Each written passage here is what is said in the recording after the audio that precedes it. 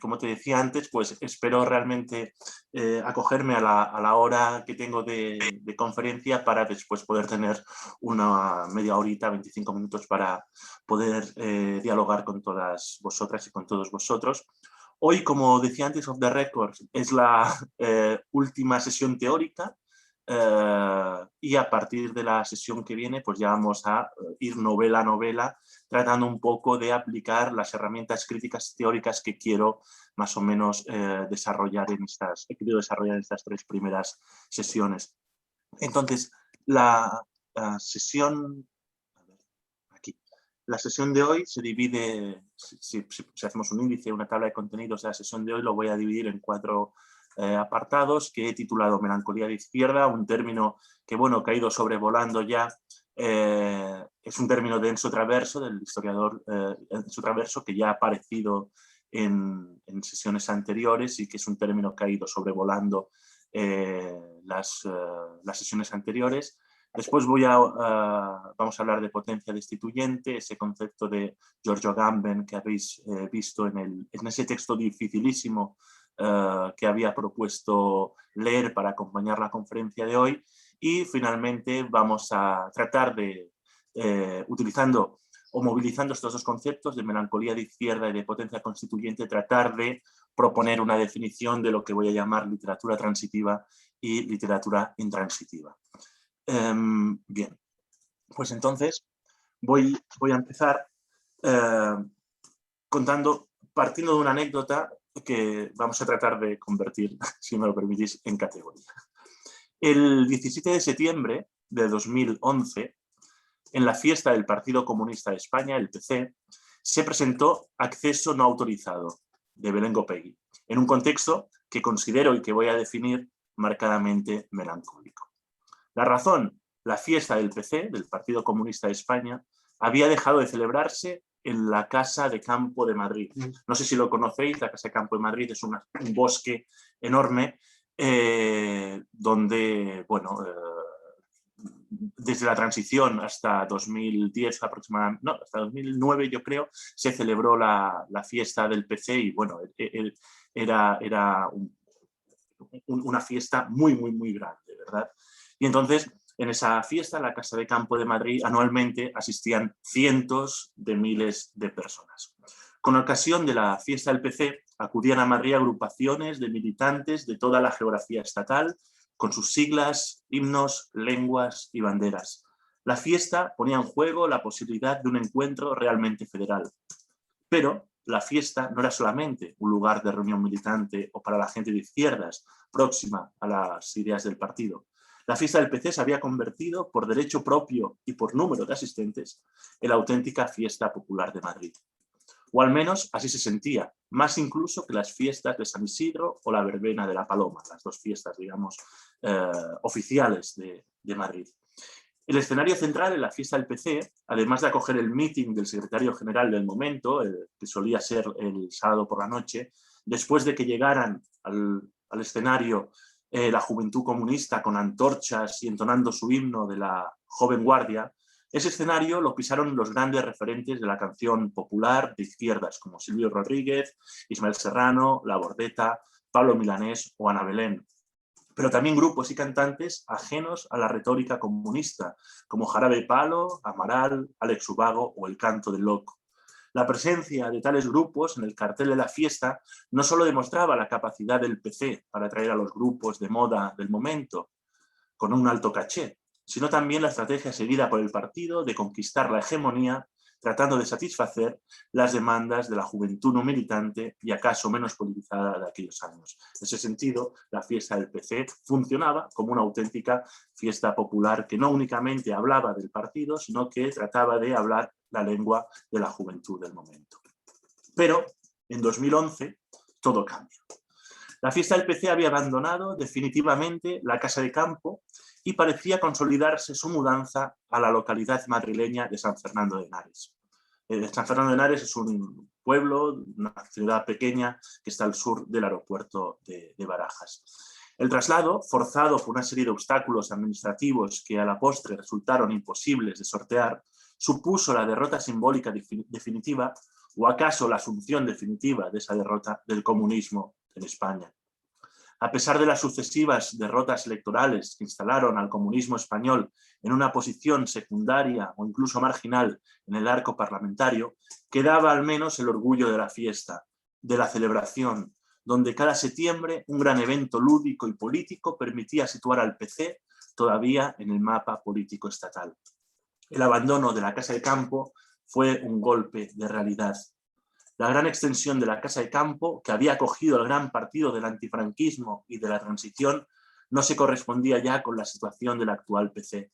Se respiraba melancolía en cada rincón de la parcela, ahora reducida, que ocupaba la fiesta en el Parque Dolores Ibárruri de San Fernando de Henares.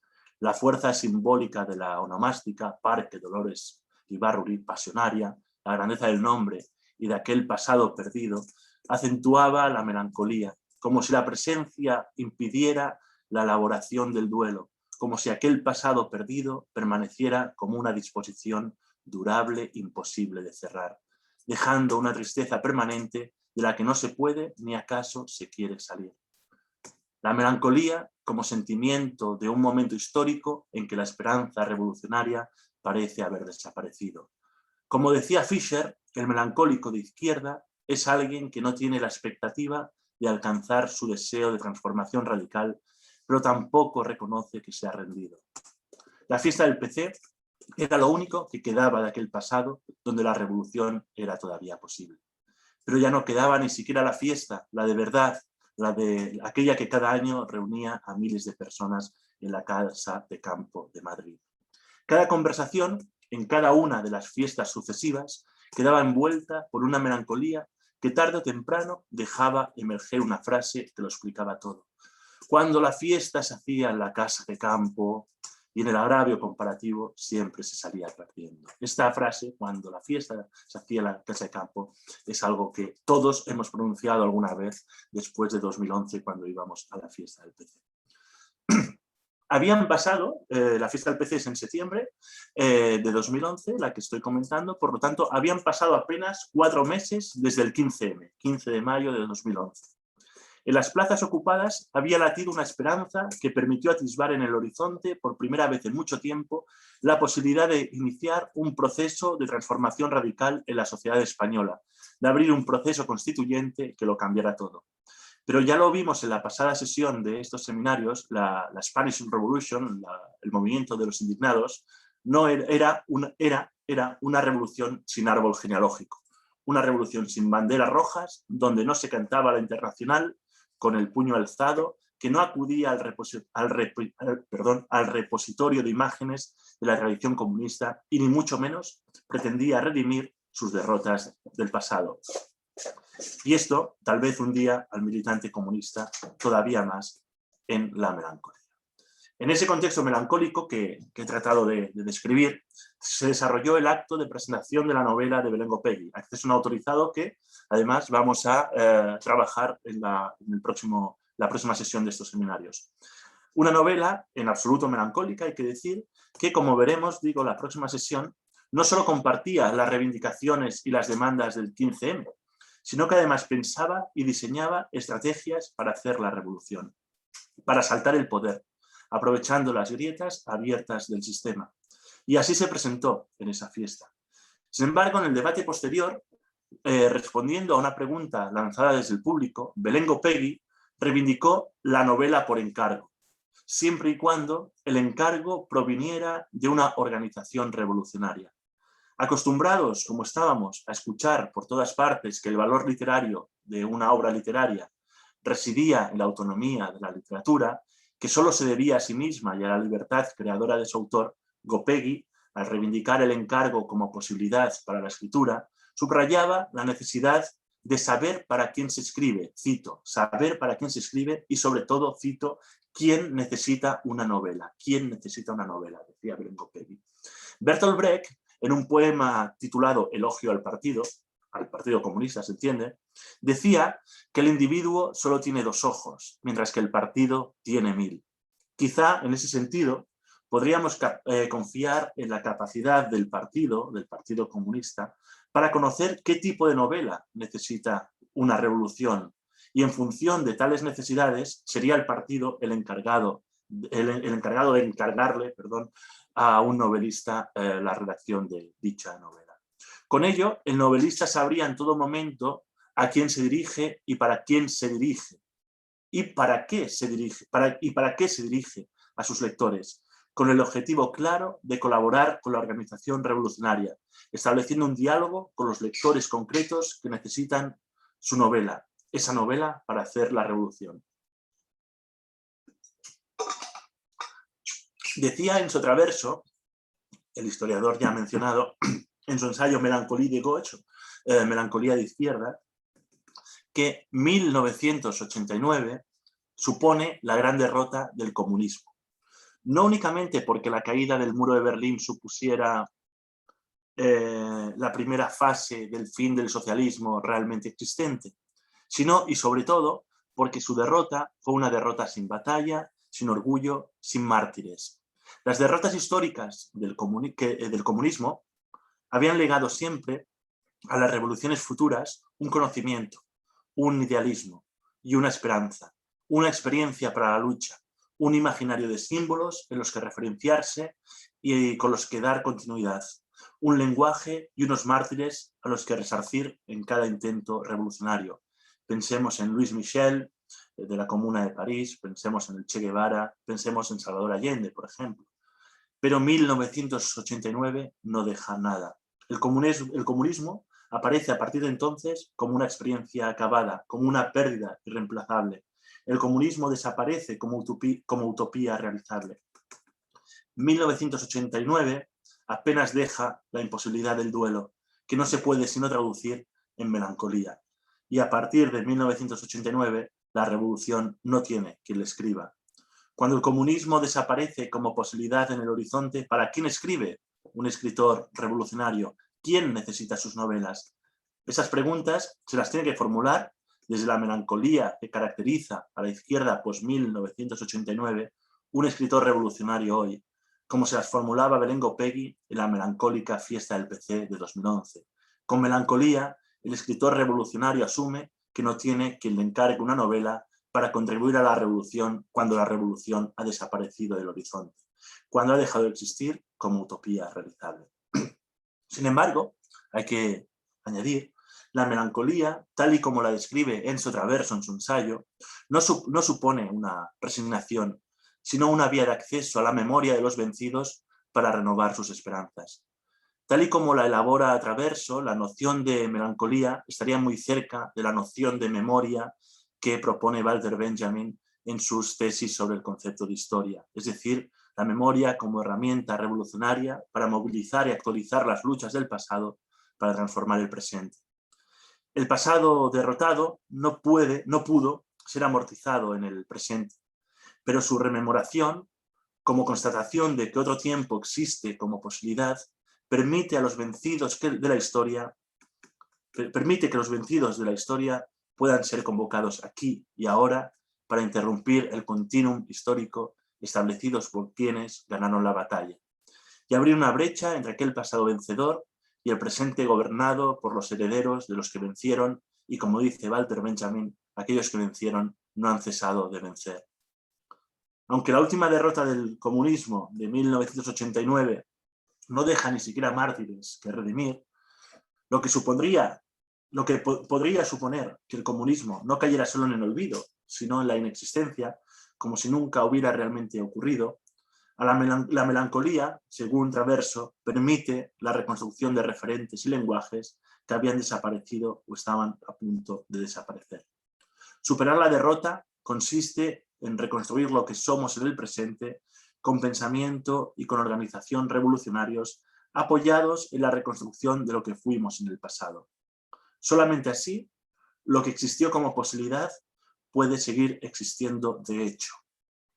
Como decía Belén Gopegui en un artículo titulado La responsabilidad del escritor en los relatos de Victoria y Vida, dice Gopegui, con la derrota, cuando se trata de la derrota de lo justo, solo cabe hacer instrucciones para armar, ya sea con armas, con principios, con organización. La novela de Gopegui, presentada en aquella melancólica fiesta del PC, en cierto modo ofrecía esas instrucciones para seguir confiando en la organización revolucionaria cuando todo parecía perdido. Se trata, pues, de reconstruir, de rearmarse con ideas, principios y esperanzas.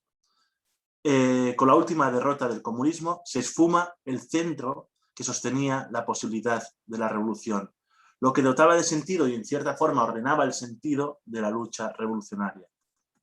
Sin centro, se sale de órbita y surge, además de la melancolía, la ansiedad que genera andar sin mapas.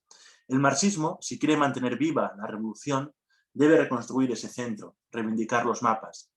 No es casualidad que Fredric Jameson, en su posmodernismo o la lógica cultural del capitalismo avanzado, señalara la necesidad de construir mapas cognitivos como método para la desalienación, para que el marxismo pudiera recuperar el sentido de la orientación. Sin embargo, mientras que la ausencia de centro genera melancolía y ansiedad en el marxismo, para el postestructuralismo, la escuela de pensamiento que se dispuso a ocupar el espacio intelectual dejado por un marxismo en crisis, para el postestructuralismo, decía, la ausencia de centro es percibida como una auténtica liberación, como una gran oportunidad para la experimentación. Decía Jacques Derrida en la famosa conferencia en la Johns Hopkins University, que constituye el verdadero acto fundacional de la escuela postestructuralista, que el centro es una, cito, certeza tranquilizadora que permite dominar la angustia.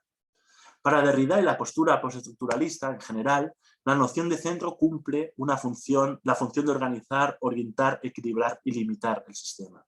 La noción de centro inmoviliza.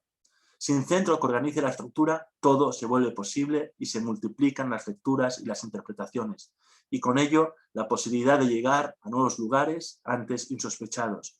Si el marxismo necesita un mapa para localizar el centro de la ciudad, donde habitualmente se encuentra el poder, el ayuntamiento y la iglesia, ¿no? en un mapa de una ciudad, en el centro está el ayuntamiento y la iglesia, y desde allí se organiza la visita a la ciudad, podríamos decir que desde el centro, sabiendo dónde está el poder, se organiza la revolución para asaltar ese poder previamente localizado.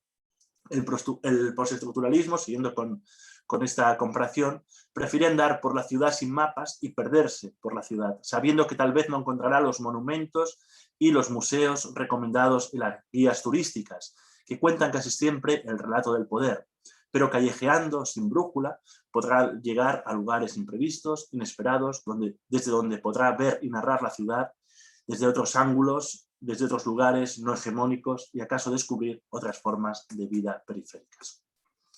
Estas dos actitudes ante un centro ausente se pudieron reconocer en las diferentes lecturas políticas que se hicieron del 15M. La actitud comunista observa el 15M como un movimiento que, debido a su heterogeneidad, no podía convertirse en vanguardia revolucionaria si carecía, como de hecho carecía, de organización política, de liderazgo, de formación revolucionaria y sobre todo de objeto, si no tenía una meta clara hacia la que dirigirse. En breve, el 15M, desde esta óptica comunista, carecía de un partido con el que asaltar los cielos, la institución, el poder. Esta actitud, llevada al extremo, puede conducir a la negación de la potencialidad política de los movimientos populares cuando surgen al margen de la organización del partido. Louis Althusser, en Lo que puede durar en el Partido Comunista, desarrolló una dura crítica al repliegue defensivo del Partido Comunista francés, precisamente por no saber leer la potencia de los movimientos de este tipo, como lo fue en su caso en mayo del 68, y de despreciarlos por operar fuera de su control. Althusser argumentaba en su texto que a un partido se le juzga en primer lugar, estoy citando, y podéis leerlo en la diapositiva, a un partido se le juzga en primer lugar por su capacidad de estar atento a las necesidades e iniciativas de las masas populares. Fin de cita.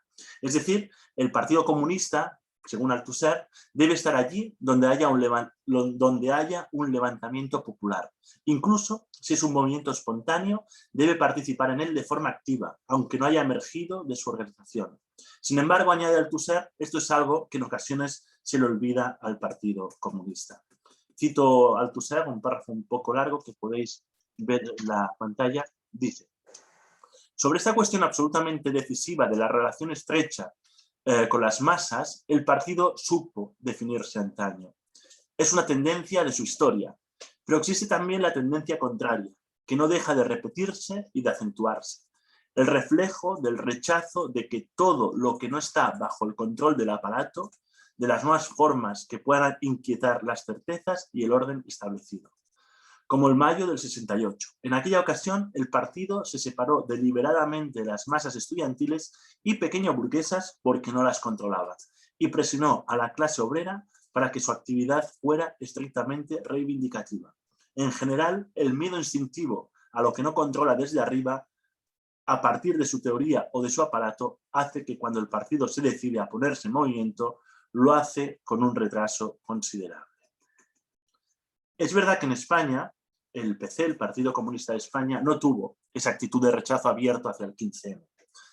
Si bien sí, creo que podemos hablar de que existió ese retraso considerable del que habla Althusser, y lo prueba que el secretario general del Partido Comunista de España de entonces, José Luis Centella, tuvo que escribir una carta a la militancia casi una semana después de la ocupación de las plazas, casi una semana después del 15 de mayo de 2011, para decirles a los militantes que lo que allí se estaba manifestando, lo que estaba ocurriendo en las plazas y las personas que allí se manifestaban, a pesar de que no eran militantes del Partido Comunista, sí eran de los nuestros.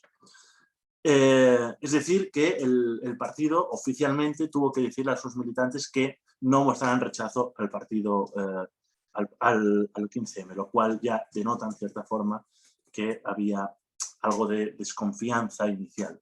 Sin embargo, algunos de sus militantes participaron, de los militantes del Partido Comunista participaron activamente en las comisiones de las plazas ocupadas, pero es verdad que el hecho de que el 15M fuera una revolución sin árbol genealógico, siguiendo a Traverso todavía, que la movilización no se insertara en la tradición revolucionaria comunista y que el imaginario comunista estuviera ausente, hizo que la militancia comunista mirara el movimiento ciudadano desde esa actitud melancólica de la que estamos hablando, por no encontrar el partido en el centro de la movilización.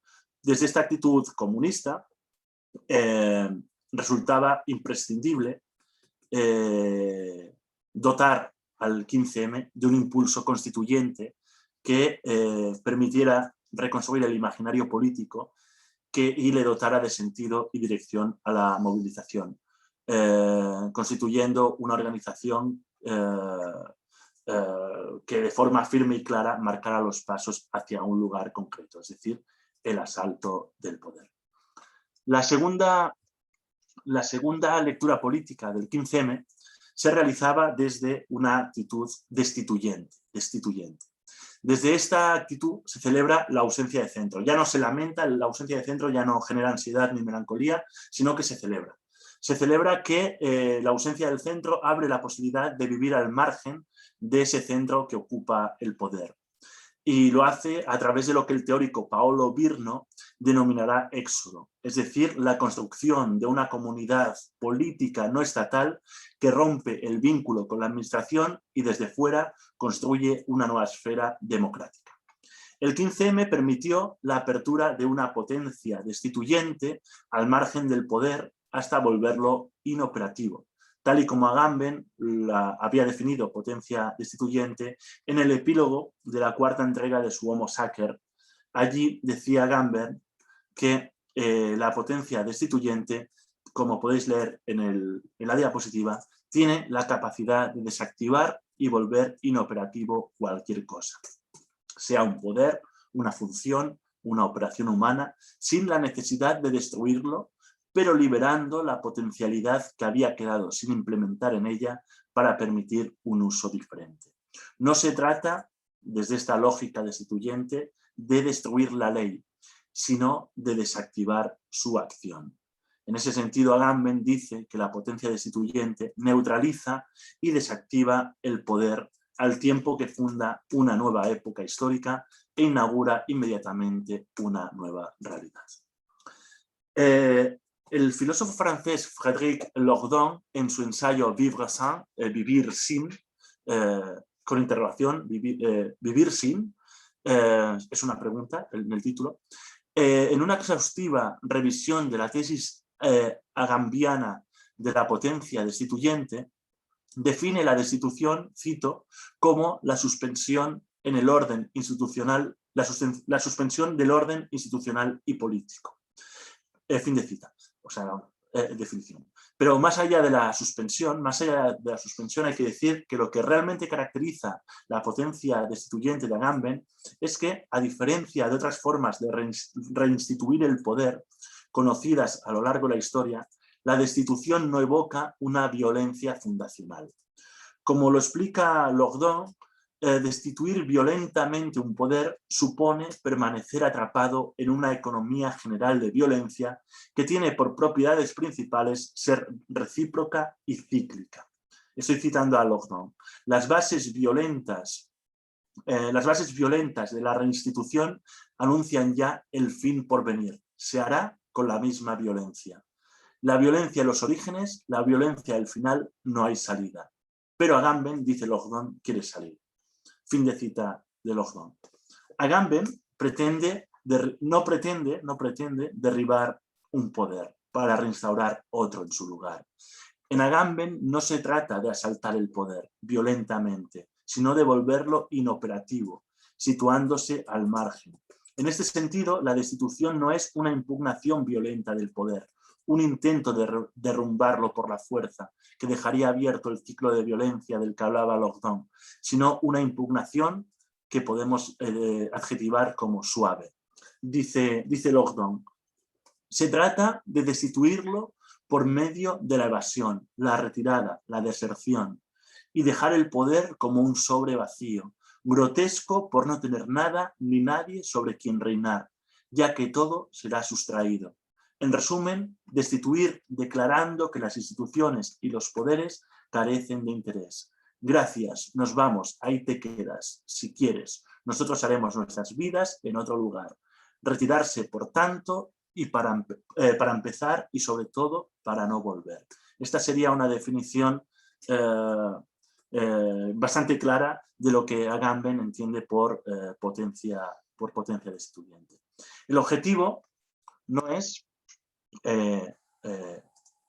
como lo sería dentro de la tradición comunista. Aquí el objetivo no es asaltar la institución, asaltar el poder, sino construir una fuera desde donde poder experimentar otra forma de vida, o más estrictamente una forma de vida, escrito entre guiones, como aparece en la diapositiva, que así, escrito entre guiones, forma guión de guión vida, es como Agamben denomina la vida que se ha liberado de los dispositivos. Los dispositivos, según Agamben, es aquello, como aparece citado en la diapositiva, es aquello que tiene la capacidad de capturar, orientar, determinar, interceptar, modelar, controlar y asegurar los gestos, las conductas, las opiniones y los discursos de los seres vivientes. El sujeto de Agamben, por lo tanto, se dessujeta al sustraerse de los dispositivos del poder que disciplinan, fijan y controlan su subjetividad. Liberados de tales dispositivos y fuera de la institución política constituida, se anuncia la comunidad que viene, habitada por los cualquiera, por aquellos individuos desprovistos de predicado. No es casualidad que Luis Moreno Caballud denomine Culturas de cualquiera, o titule Culturas de cualquiera, su libro sobre la cultura democrática que emergió en el 15M de forma horizontal. Hay una inspiración en el pensamiento de Agamben de que ese sustraerse de los predicados, ese sustraerse de los dispositivos, permite anunciar una comunidad que viene poblada por los cualquiera, esos sujetos que se han desujetado y se han liberado del predicado y de los dispositivos. Sin un partido o un líder que de forma vertical señale la meta a alcanzar, la revolución se vuelve y se hace en red, horizontal, rizomática. Sin condiciones de pertenencia, sin predicado, sin orientación, sin brújula y sin mapas, es posible explorar los caminos no marcados, salirse de los límites, descubrir las posibilidades que se abren al andar por territorios que no han sido previamente explorados. trazando, como quiere Deleuze, líneas de fuga, bifurcaciones, un devenir, una sustracción de las formas adquiridas al margen del ejercicio de proyección temporal hacia el futuro de la acción política. Es decir, en esta lógica, ese constituirse sin predicado al margen de los dispositivos no proyecta un futuro, como siempre proyectan las revoluciones, ¿no? En principio la revolución comunista proyecta un futuro de una sociedad sin clases, igualitaria, etc. Aquí no hay proyección de futuro. Aquí se trata de deshacerse, el sujeto se deshace, como se deshace el cuerpo, harto de ellos, como se deshace el cuerpo de los órganos. Como dicen Deleuze y Guattari en su texto Cuerpos sin órganos, el organismo es enemigo del cuerpo, porque lo domina y lo jerarquiza.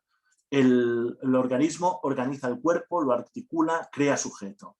Frente a la categoría del sujeto, Guattari y Deleuze proponen en ese texto la idea del cuerpo sin órganos, como un proceso de desestratificación que consiste en arrancar la conciencia del sujeto para convertirla en medio de exploración una vez liberado de los puntos que lo fijan, que lo clavan en la realidad dominante. Es decir, de lo que se trata aquí es de arrancar o liberarnos de todo aquello que fija nuestra subjetividad y que nos fija dentro de una estructura. Aquí de lo que se trata es de liberarse de toda estructura, incluso de la estructura del partido, porque únicamente así, nos dirían los que están en esta actitud destituyente, únicamente así es posible crear una forma de vida al margen del poder, donde el poder no llegue.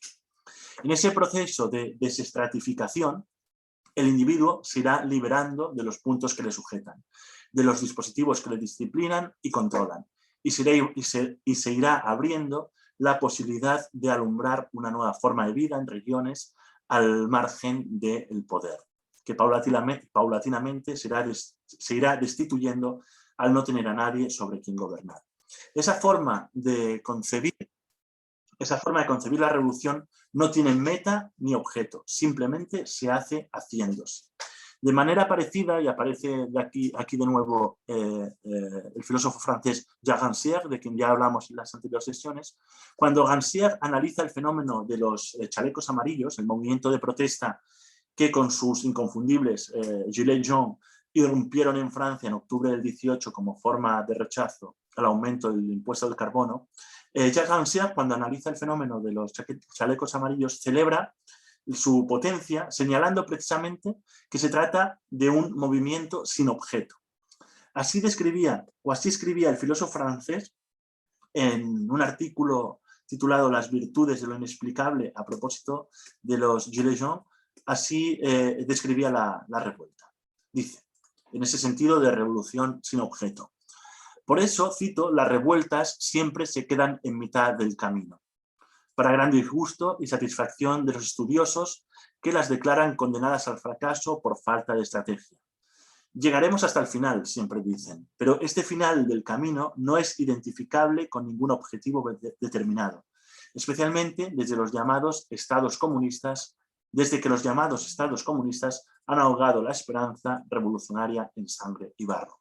Tal vez así es como debe entenderse el lema del mayo del 68. Esto es solo el comienzo, continuemos la lucha. Los comienzos no llegan a su fin, permanecen en el camino. También significa que siguen empezando de nuevo. Fin de cita. En las palabras de Rancière creo que es posible reconocer un cruce entre la melancolía de izquierda y la potencia destituyente. Tras la derrota del socialismo realmente existente, la revolución carece de una meta clara, de un objetivo determinado, de un fin.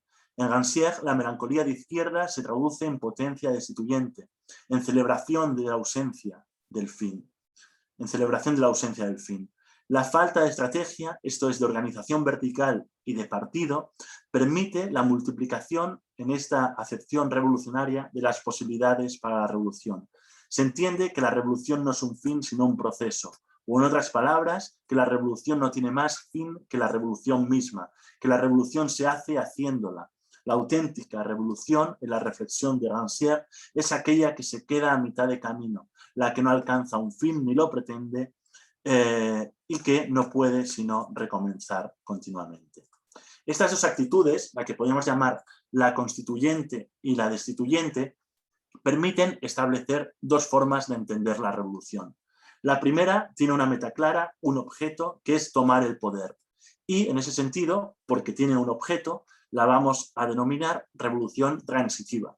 La segunda, por su parte, al carecer de objeto, la llamaremos revolución intransitiva.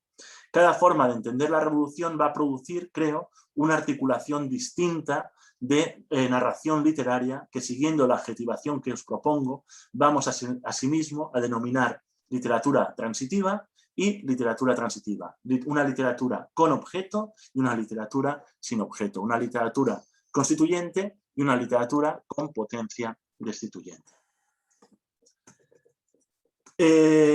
La crisis del comunismo como utopía realizable hacía difícil pensar en la posibilidad de una literatura revolucionaria cuyo objetivo fuera contribuir con las estrategias propias de la literatura al éxito de la revolución, a acompañarla para hacer legítimas sus demandas de igualdad.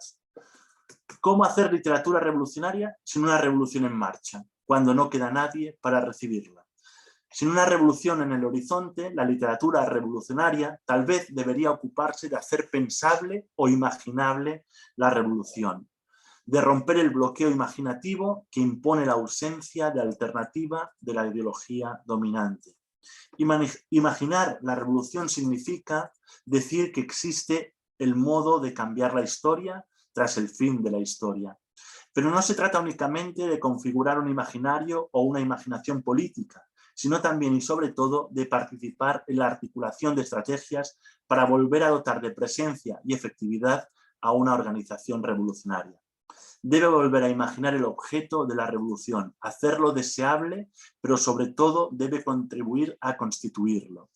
En ese sentido, una literatura transitiva es también una literatura constituyente en la medida en que constituye el objeto que hay que alcanzar, las condiciones de posibilidad de la revolución.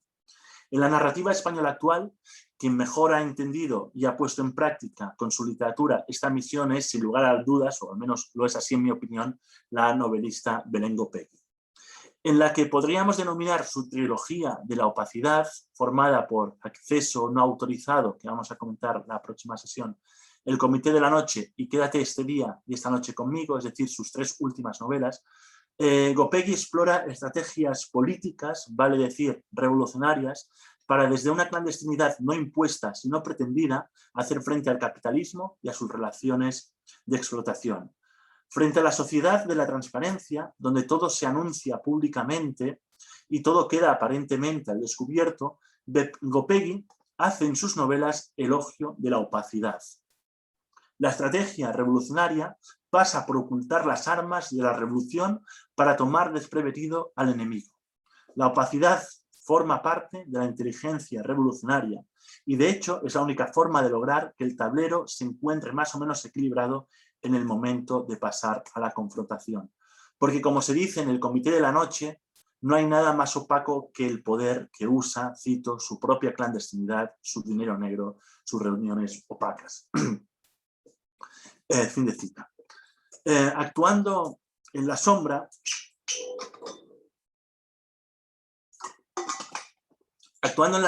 es posible tomar ventaja en el tablero, mover la primera ficha, elegir posición y el modo de atacar, así como el momento más idóneo para hacerlo.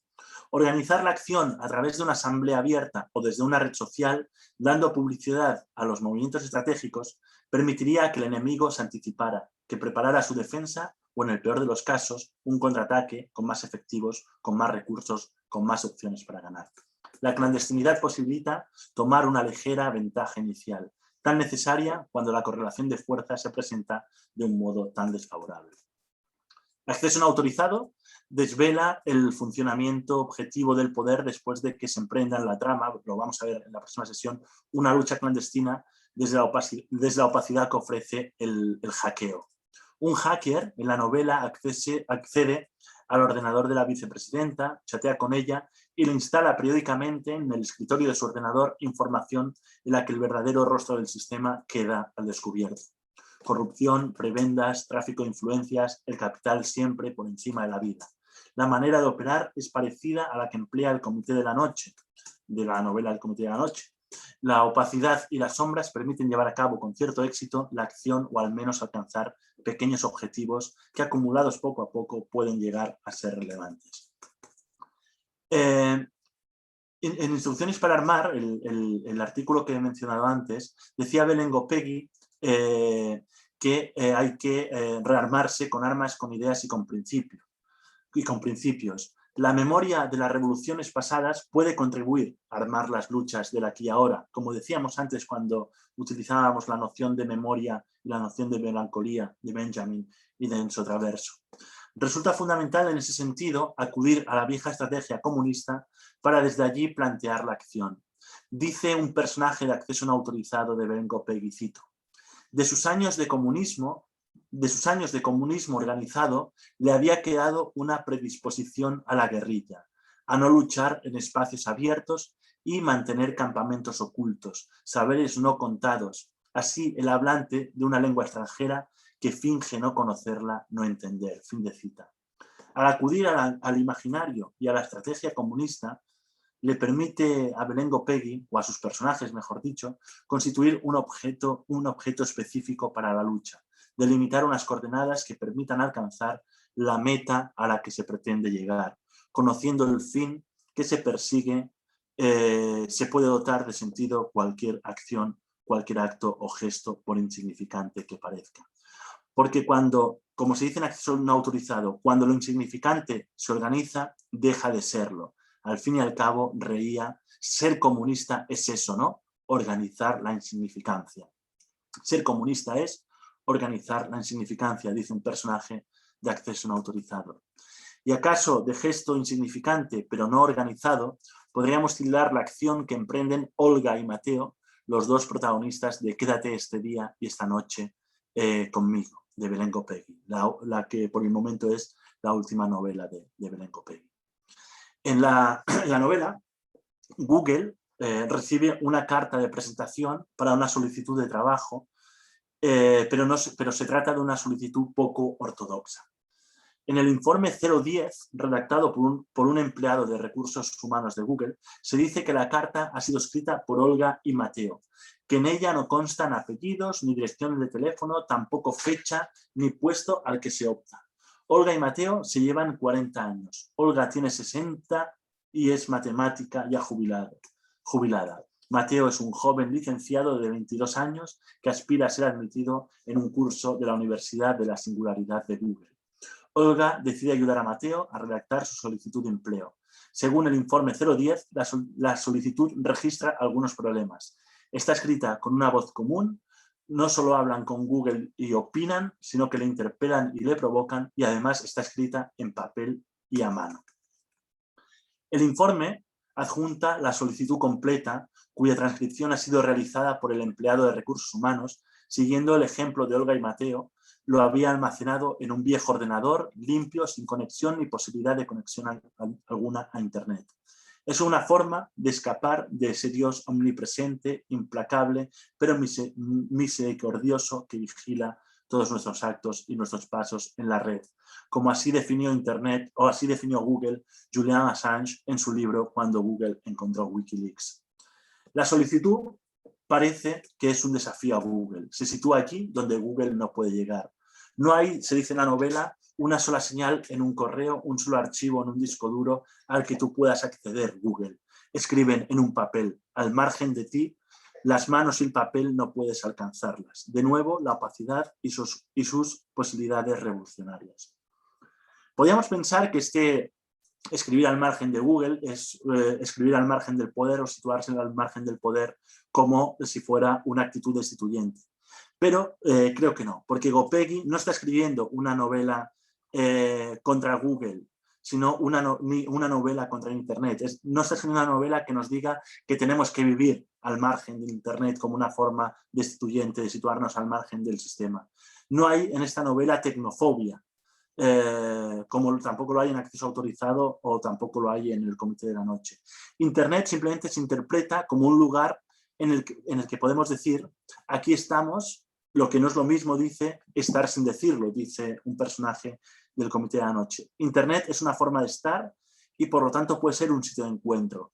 El problema no es Internet, que podría concebirse como, sino que, es decir, Internet se concibe en la novela como un terreno en disputa. Y lo que se hace en esta novela es decir, denunciar que Google, en tanto que corporación privada que vigila nuestras vidas y monopoliza el conocimiento y la información. Es decir,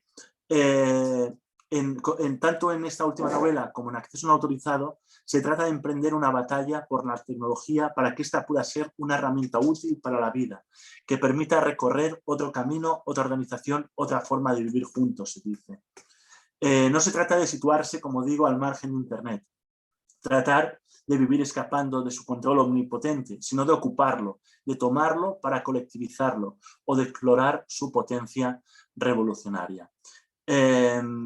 Cuando Olga y Mateo de Quédate conmigo este día y esta noche deciden escribir a mano para que Google no pueda registrar y codificar su texto, de la misma manera que en el Comité de la Noche se dice tenemos que aprender a actuar sin red porque nuestros bits son postales y cualquiera puede leerlos, no lo hacen para instalarse en las afueras de Internet para siempre, sino como una estrategia puntual para que desde la opacidad de ese espacio clandestino poder hacer frente al poder opaco que gobierna nuestras vidas. Esta tensión constituyente-destituyente que podíamos localizar aquí en Quédate este día y esta noche conmigo, también aparece en el comité de la noche, donde se debate qué es más revolucionario, si asaltar el poder para transformarlo o habitar los márgenes sin interesarse por el poder. Voy a leer una cita del Comité de la Noche que no he puesto en la diapositiva, creo yo, que dice así: cambiar las cosas ahora para que si un día logramos tomar el poder, nos hayamos ya dotado de prácticas y comportamientos que nos impidan repetir el modelo contra el que combatíamos. O bien concentrarse en cambiar el poder, porque será cuando la presión sobre nuestras vidas sea levantada, cuando podamos imaginar y construir instituciones en las que nuestros comportamientos y nuestras prácticas se amparen directa o indirectamente en la explotación. Existen dos vías, por las que la revolución puede transitar. Decíamos, la destituyente, la que quiere escapar del ciclo de violencia que se reactiva en cada salto a la institución, construyendo una vida a sus espaldas, con otras prácticas y otros comportamientos, o la constituyente, que consiste en asaltar el poder para desde allí construir unas instituciones que permitan la vida sin explotación. En las asambleas de la novela del Comité de la Noche se discute la efectividad de la vía destituyente y se habla de la necesidad de tomar el poder y cambiarlo todo. Es una cita un poco larga, pero la voy a leer, la tenéis en la diapositiva y voy a tratar de leerla despacio para que podamos seguirla bien. Sé que voy mal de tiempo y espero que terminaré en menos de 10 minutos. Dice el Comité de la Noche: el otro día, en la asamblea de los viernes, no en la clandestina, no leo aquí, en la no clandestina, se hablaba de los comunes y alguien contó un argumento que había oído. Dijo que se podía romper la disyuntiva tomando un camino que no sea ni enfrentarse ni someterse. ¿Y cómo hacerlo? De nuevo, imaginamos cómo sería no derribar los cimientos, sino empezar a construir otro mundo aquí, a la vista de todos, aunque obviamente con prudencia y astucia cuando hiciera falta. Una especie de escondite inglés en el que vas moviéndote, aunque parece que no te mueves, y por fin, cuando el adversario se da la vuelta, resulta que tú ya has llegado. Si empezáramos a construirlo todo, las comunidades, las cooperativas, las ocupaciones, las expropiaciones, las redes, las nuevas relaciones, si fuésemos mutando, tal vez la guerra luego no tendría que ser tan cruenta, ni larga, ni dejar todo devastado. Es decir, aquí, en esta parte, en este párrafo, se está hablando claramente de esa potencia destituyente que trata de construir una vida al margen del poder y al margen de la utilización de violencia. Es decir, no entrando en ese ciclo de violencia que siempre sería, en la lógica de Agamben, la revolución. como digo, la mutación como forma de poder inoperativo, la mutación como forma de volver inoperativo el poder una vez la vida se instala fuera de su control. Sin embargo, dice un poco más adelante la novela, lo que aparece a continuación. ¿Es posible, se pregunta, mutar solo con proponérselo? La respuesta no puede ser sí, pues entonces estaríamos diciendo que las cadenas solo dependen de nosotras mismas. Estaríamos culpándonos de nuestras cadenas. Y aunque hay una parte de verdad, hay otra parte escrita con la acumulación y la disposición de la violencia. Por lo tanto, es necesario confrontar, fijar un fin, alcanzar un objetivo. Gopegui, en su narrativa, ensaya formas de lucha, pretende imaginar a través de la literatura cómo asaltar los cielos. La imaginación dominante nos impide pensar la revolución. Su mera enunciación como posibilidad se ha vuelto inverosímil. Claro que, como muy bien lo explica Belén Gopegui en un pistoletazo en medio de un concierto, texto que leímos para la primera sesión, la verosimilitud, además de ser un concepto literario, lo es también ideológico. Y por lo tanto resulta imperativo saber quién carga de significado el concepto, quiénes son los dueños del discurso que marcan los límites de lo que puede ser pensado como verosímil o no. Narrando la revolución, imaginando que es posible hacer la revolución, sosteniendo una trama en la que la historia sigue activa a pesar del fin de la historia, lo verosímil se distribuye de otra manera y se ensanchan los límites de lo que hoy se puede concebir como posible. Belén Gopegui recupera las luchas revolucionarias del pasado, su repertorio de imágenes, sus estrategias de guerrilla, una imaginación revolucionaria para constituir una nueva verosimilitud que, si es posible en la literatura, puede serlo también en la realidad más allá del texto. Su literatura muestra que es posible luchar contra el capitalismo para poder poner fin a la explotación. Solamente hace falta diseñar una estrategia. La literatura, en tanto que herramienta no neutral de la lucha de clases, como así se define en el Comité de la Noche, puede contribuir a diseñar esa estrategia, como lo demuestra y lo propone Belén Gopegui con esta trilogía de la que acabamos de hablar. Y en 5 minutos voy a tratar de definir la literatura intransitiva. Hay otro modo de pensar la revolución también en la literatura. La literatura intransitiva no se entrega a un objeto previamente definido, no se dirige a una meta clara, el poder no constituye su fin, no quiere ser tomado, sino desactivado desde una afuera donde sus tentáculos, los tentáculos del poder, no puedan llegar para atrapar a esos sujetos que han optado por desujetarse, vivir al margen, liberarse de los dispositivos que disciplinan sus cuerpos y sus subjetividades. Un ejemplo claro de literatura intransitiva puede ser, en mi opinión, Democracia, de Pablo Gutiérrez. En ella, Marco, su protagonista, es definido como una consecuencia microeconómica de la crisis. El día que cae Lehman Brothers es despedido. Su despido supone una ruptura en la narrativa que en el tiempo del excedente, es decir, en el tiempo de la bonanza económica, se había construido para su vida.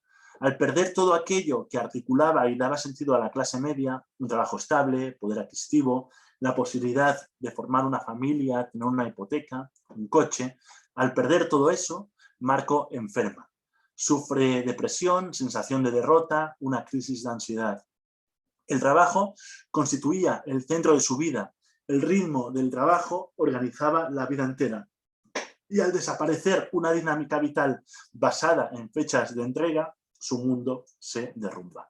La crisis, la macroeconómica, la caída de Lehman Brothers como la microeconómica, la de Marco, desactiva el relato de vida de la clase media. Y esa desactivación puede abrir un proceso de politización de los personajes que pertenecían a esa clase media. Julia, la pareja o ya expareja de Marco, se involucra en el 15M, participa en asambleas, firma manifiestos, es parte de las mareas contra los recortes austericidas. Julia incluso logra ser feliz durante un tiempo con el infortunio compartido. La actitud de Julia es típicamente constituyente o transitiva, se organiza para enfrentarse al poder. La actitud de Marco es radicalmente distinta. Marco, que entra en contacto con unos ocupas con quienes comparte un piso destartalado donde malviven o apenas se conforman con sobrevivir, inicia Marco una acción política poética Alabansky, que consiste en pintar una ciudad sobre la ciudad para ocultarla. Su función, si acaso la tiene, es ambivalente. En un lugar de la novela se dice que esas pinturas, esos dibujos que Marco pinta sobre la ciudad, dulcificó el combate. La poesía hace eso con las cosas hostiles, se dice en la página 177. Pero a su vez parece que es totalmente un proyecto totalmente nihilista, pues dice, con esta intervención, con esta performance, Marco sueña con una explosión atómica que arrase cada partícula. No hay remedio, el mundo es feo, que desaparezca, dice. Por lo tanto, con esta acción no hay un intento político ni de enfrentarse al poder, ni de organizarse colectivamente para hacerle frente al poder. De manera individual, apenas intenta vivir al margen, en una fuera, donde acaso sea posible fundar lo que llama esa ciudad nueva que le proteja, dice, de la democracia y del estado del bienestar. Una ciudad nueva, dice en la novela, que crece cada noche como una demo de un videojuego que enseguida termina, pero permite reiniciar el juego y repetir 1000 veces más esa misma partida. En realidad, como decía Rancière cuando hemos visto ese párrafo donde hablaba de los Gilets jaunes, la única revolución posible es aquella que está en marcha, que no tiene fin. Y esta acción poético-política de Marco es una acción sin fin, que cada día se tiene que ir reiniciando. Lectura fácil, de Cristina Morales, que también aparece en la diapositiva, podía ser también en este sentido una novela intransitiva, con una enorme potencia destituyente que agita, desestabiliza y trastoca la forma en que se ordena y se jerarquiza el mundo. A través de la historia de 4 mujeres con distintos grados de discapacidad intelectual que viven y conviven en un piso tutelado en el barrio de la Barceloneta, en Barcelona, Morales construye un universo narrativo, dialógico, en el que distintas voces y distintos géneros literarios, desde una novela escrita en modo lectura fácil hasta un fanzine libertario, pasando por las declaraciones de sus protagonistas ante un tribunal, se hibridan estos géneros e intercalan para deconstruir el modo en que los dispositivos del Estado operan en la institucionalización de los cuerpos de quienes no encajan en la normalidad y en la heteronormatividad constituida. De una manera muy Foucaultiana, lectura fácil, novelas sobre la que hablaremos en una sesión detenidamente, describe los dispositivos biopolíticos que el poder emplea para disciplinar las subjetividades no normativas y reprimir su diferencia para integrarlas en una forma de vida, ahora sin guiones, que nadie les ha preguntado realmente si es la vida que desean vivir. Lectura fácil, de Cristina Morales, es una novela sobre los dispositivos, como digo, que oprimen y disciplinan las subjetividades y sobre los discursos que operan para legitimar y reproducir esas prácticas biopolíticas, institucionalizando los cuerpos, borrando la diferencia, homogeneizando las vidas no normativas e inscribiéndolas, integrándolas en la heteronormatividad dominante. A diferencia de las novelas de Gopegui, Lectura fácil es una novela que no pretende diseñar formas de asaltar el poder. El poder no le interesa, sino para desactivarlo. Su propuesta pasa por experimentar formas de vivir al margen de los modos de vida que se codifican a través de los discursos y de los dispositivos médicos y jurídicos que hacen legítimo el control del cuerpo y los deseos. Por lo tanto, termino ya. Estas 2 categorías que hemos visto hoy, literatura transitiva y literatura intransitiva, es decir, una literatura con objeto frente a una literatura sin objeto, una literatura que quiere constituir un objeto y una literatura que quiere liberar potencia destituyente. Creo que con estas 2 categorías podemos clasificar, por lo menos provisionalmente, los textos literarios que se han publicado en la última década, después del 15M, y creo que estas dos categorías pueden ser operativas para analizar las novelas que vamos a ver en las sesiones posteriores. Y con esto termino, me he pasado un poquito del tiempo. Muchas gracias por vuestra atención, como siempre.